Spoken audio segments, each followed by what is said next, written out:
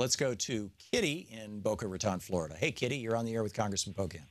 Hi, Congressman. Thanks for taking my call. Hi, Kitty. I'm just curious, how is it okay that a foreign corporation could come to America and use eminent domain to seize American land? Like, how is that okay? Are you talking about Keystone XL? Yeah. Yeah, well, when it comes to corporate law and whether it's an entity that's, because of the multinational aspect of so many of these companies now, I mean, the law is something that from tax policy to other policies, we have to change. Specifically, the new trend seems to be tax inversions and other ways to try to not pay taxes in the United States and to buy these other companies. And yet you still have all the rights of an individual, but you don't necessarily have the responsibilities of an individual with corporations. And that's one of the reasons why, from tax law to trade law to other issues, a lot of us have concern, because that corporate power seems to supersede individual power and the rights and responsibilities that lie within. So it's just part of what we need to address to try to change things and take the power away from corporations in this country and put it back into the hands of the people, and make sure that we realize that corporations are something to serve the public, not to be the public. Donald in Arlington, Texas. You're on the air with Congressman Mark Pocan. Hi, yes. I just wanted to say I feel like the Democratic Party is visually going a progressive direction. And my question is, we still have problems with many moderate, more corporatist Democrats voting against progressive ideas like Bernie's bill to ship in prescriptions from Canada. And my question is there any way to talk to these more moderate Democrats, like, say, Cory Booker, who also had a video last night that came out of him talking at Betsy DeVos's foundation about the positives of school choice? And is there any way to talk to these people without alienating them, because our minority in Congress, to push more progressive values? Is there a way to tell them, just to be, maybe be honest with the American people and say, hey, these people give me money for my campaigns. There's no way I can vote this way unless I have those campaign contributions subsidized by the American people. Maybe put the power back in our hands. Yeah, Don, let me answer that in a couple of ways. First of all, I think it's even more than visually going in a progressive direction. I have been very heartened to see with the large numbers, the millions of people, and not Donald Trump millions, but real millions of people that came out for the women's marches the day after the inauguration, in over 600 spots in the country. That gave life to many people that I think were a little bit down still coming into a new session. That there is the support and the victories we've had. I mean, people reaching out to members of Congress have had victories, from stopping the ethics rule the very first day, changes in the House, to blocking Representative Chaffetz from introducing a bill to sell off millions of acres of public land, to Senator Murkowski in Alaska saying, because of the calls, is why she decided to vote against Betsy DeVos. We're having a lot of success, and I think members are seeing this. So what you're seeing is, where at first some of the Democratic members voted for some of these nominees, now they're a little more unified in their opposition. And while there's always going to be a small number, I think, who are just a little bit afraid of their own districts, what we're seeing is that number is shrinking and shrinking. And most people in the Democratic Party now are realizing that our strength is in being the legislative arm of the resistance, and that our job is to work, hand in hand with the people out there. So there are fewer of them. The best thing you can always do, is just in a positive way, is you call your representatives, because that's always the most effective, and tell them what you expect, for them to do, because they're representing you. And if enough calls come in, you'd be surprised at the amount of courage that even the most afraid member of Congress will get, because it shows that there's that support. So one, I really see it moving in the right direction. And I think Chuck Schumer showed that by putting Bernie Sanders and Elizabeth Warren and Tammy Baldwin and his leadership team, as well as the actions they've been doing. But two, we can keep having this effect by having people aggressively reach out to their elected officials and letting them know what they expect of them. Melissa in Evansville, Indiana. You're on the air with Congressman Mark Pocan. Oh, thank you very much. Thank you, Congressman. I wanted to let everyone know about a situation going on here in Indiana. The utility companies are putting forth a bill. It is SB 309. And tomorrow morning at 8 o'clock, there is a huge group of us concerned citizens who have solar panels and wind turbines who are going up to testify. Apparently, they didn't think there were going to be very many people, but they have now actually moved this to the Senate floor. So us and a whole lot of people are going up to testify to try and keep them from taking net metering from us. So do you have any insight or any suggestions? Now, is this a bill in Indiana, I'm sorry, or the federal level? I didn't quite get that. Yes, it's in Indiana. Gotcha. Well, I mean, you know, whatever you do outreach, it's important that you have a lot of folks who can be articulate on the message, who can especially contact their representatives, their senators and their representatives, because we all represent a lot of people. The people who have the most influence with any member are going to be their own constituents, so just remember that. And the advice I give to any group, and I do a lot of talking to people about how to, you know, influence legislators, the more you have a personal story or a personal experience you can share, it'll stand out more. And remember, when you talk to an elected official, if their head is bobbing while they're talking to you, that does not mean they're nodding yes.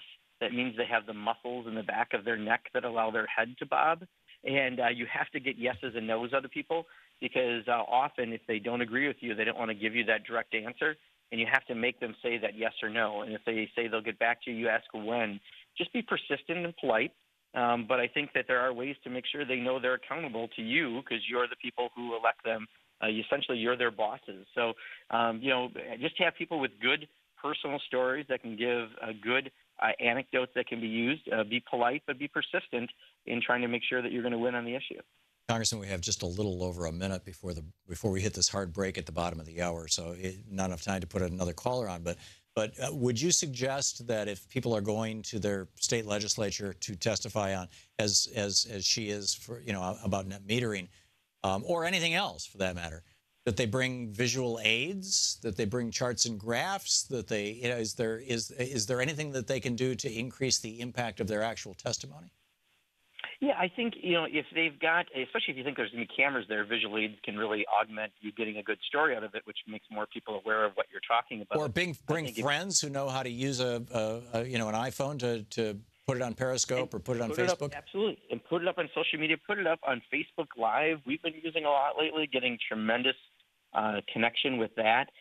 Just remember that, you know, sometimes it's hard to break through the clutter on the mainstream media, so you have to then get that information out, and that's a great way to do it. I think, you know, use every tool you have in your toolbox to get that message out, because eventually, if you're right on the issue, and you are right on the issue, we just put 8.5 kilowatts of solar on our roof, and we've got laws that aren't great in Wisconsin for overproducing because of the utility companies' resistance. You know, get out there and talk about it, and again, make them demand that they be responsive and build that power so that they ultimately have to, because they're hearing from their constituents, their bosses. Welcome back. Thom Hartmann here with you, and on the line with us, Congressman Mark Pocan, representing the 2nd District of Wisconsin. He's also the first vice chair of the House Progressive Caucus. Do I have that right, Congressman? Yep, that's right. Yeah, official title. And your website, pocan.house.gov, and you can tweet him at @RepMarkPocan. And let's see here. Casey in West Palm Beach, Florida. You are on the air with Congressman Pocan. Hey guys, how you doing? Congressman, thank you for your service. Thank you, Casey. Hey, how you doing? Listen, I was part of one of the protesters in Palm Beach. I don't know if you saw the cover of the Washington Times. We put a casket in front of Trump Tower. We pushed it over to Mar-a-Lago Saturday. It was directed by the Women's March, but we actually made a casket, and the same casket that JFK had. We did exactly the same wood, everything to the T. I'm going to make a couple points here. We need to hijack the Democratic Party, just like the Tea Party did in the last 10 years. You know, that's the only way that we're going to be able to get back in the swing of things. And I actually debated at that march Lois Frankel. I don't know if you know if she is. She's in the. Yep. I believe she's a congressman too. And I brought up about Debbie Wasserman Schultz, and she just shook her head. She doesn't want. She walked right away from me. She didn't want. It was a civil debate. I have it on video, and I said, what are we going to do to bring the Democratic Party back together? Oh, this is democracy and this is energy. I go, yeah, but Casey, can you boil this down to a question for the congressman? There's a whole bunch of people who want to ask him questions also. Oh, sorry, Congressman. I mean, the Democratic Party is trying to rebuild the platform with the same bricks that got burned down. I mean, do you agree or disagree? So I think the question is, you said, can we hijack the Democratic Party? And if I can, Tom, let me just take it this direction. Sure. There's going to be an election in a drop over 2 weeks to elect a new DNC chair.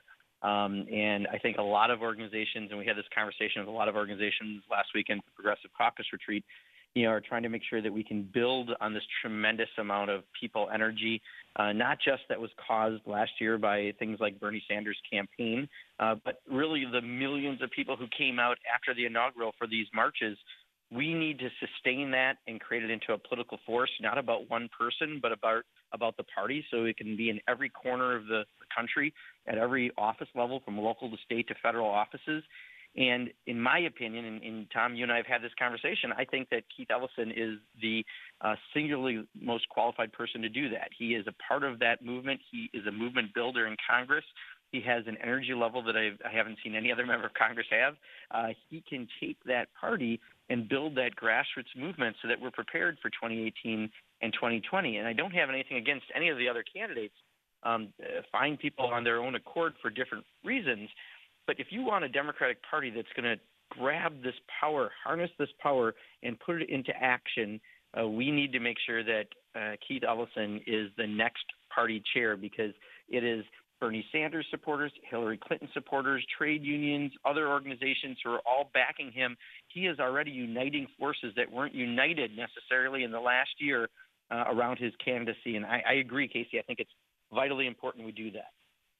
Kevin in Santa Fe, New Mexico, listening on KTRC, AM 1260. You're on the air, Kevin, with Congressman Mark Pocan. Thank you for taking my call, and thank you, Congressman, for coming on the radio. I wanted to know if anything is moving to expose or combat the interstate voter cross-check system administered by Chris Kobach in Kansas that apparently took a very large purge of the voter rolls, and he won't show the lists and says he's investigating a non-existent crime of voter fraud. I mean, unless you ignore the Trump cabinet, that you can't see these lists. And Greg Palast went and talked to the Black Caucus, but I don't see anything in our media. If they made an announcement, I haven't heard it. Do you know anything about this, or Eric, the electronic registration institute that New Mexico just joined? Yeah, I'm not familiar with New Mexico specifically, Kevin. Sorry about that. But I can tell you that we have a couple of caucuses, or I should even say task forces, really, within the Democratic caucus in the House that are dealing with election and ethics issues. And I just became actually one of the vice chairs for that organization. And this is one of the issues that's important on my list, is the interstate voter cross-check, because clearly that purging, issues like requiring photo ID, getting rid of early voting, there are a number of measures that have made it harder for people to have their democratic, what should be a right, to be able to vote. And we have to make sure that we highlight all of those and realize that there are more than a single issue that was the problem. There were many issues, which again is one of the reasons I think that Keith Ellison and I have introduced a constitutional amendment to guarantee a right to vote. It would make it much more difficult for them to do any of these measures, because it would violate your constitutional right, which would give it the utmost protections. But Kevin, absolutely, this is something that I'm going to make sure we're talking about, and I know others are going to talk about. I can't tell you, I didn't see anything either from the Congressional Black Caucus meeting specifically, but there are folks in that caucus who are part of this task force as well, and we'll do everything we can to make sure that this doesn't happen in the country and that people get put back on the polls. And clearly, this isn't an effort to clean up the list. It was an effort to try to purge people from the list. Connie in Naperville, Illinois. You're on the air with Congressman Pocan. Oh, thank you for taking my call. And thank you, Congressman, for coming and being on the air. I am in Illinois, and I am represented by Peter Roscom, and I walked in the Women's March, and I also was one of the people who was in front of Roscom's meeting that he had with just his Republican friends, and protesting that he refuses to do a town meeting for his constituents. And but the main reason that I'm calling is because after being at 3 different protests, I do not see this movement as just merely a liberal progressive movement. I think it is a much, much broader movement that encompasses people with many different views, people that aren't people that wanted Hillary to win, people that wanted Bernie to win, people that wanted Jill Stein to win. And I think people make the mistake of like equating it as a liberal base, which I am not the liberal base.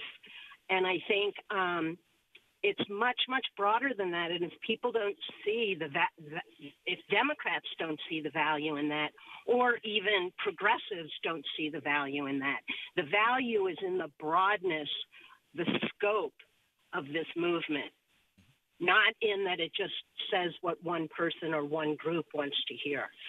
So, and I hear you saying that, and I'm glad to hear a congressman saying that, because I think that is what makes us different than the base on the Republican side. And I just wanted to get your take on that view.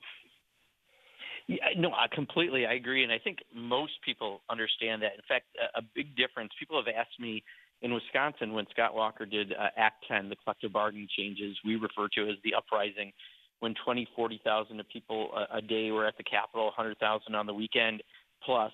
What can we learn from that that didn't work for us on the recalls? And what the difference I say is that was largely about an issue, where this is about many issues. And really it's a democracy movement, right? There's a variety of issues that are affected, but people are all coming together with that intersectionality of crossing, their issues and understanding that attack on one issue is going to be attack on another. That's the power. And we have to keep that movement going, because that is how we're going to continue to have some victories. And I think, Tom, you mentioned this, I believe this is Joe Madison's words, but I use it a lot now. We need to make sure that this is a movement and not a moment. Yeah. And I think the biggest concern most of us have right now is making sure that this continues to be a movement.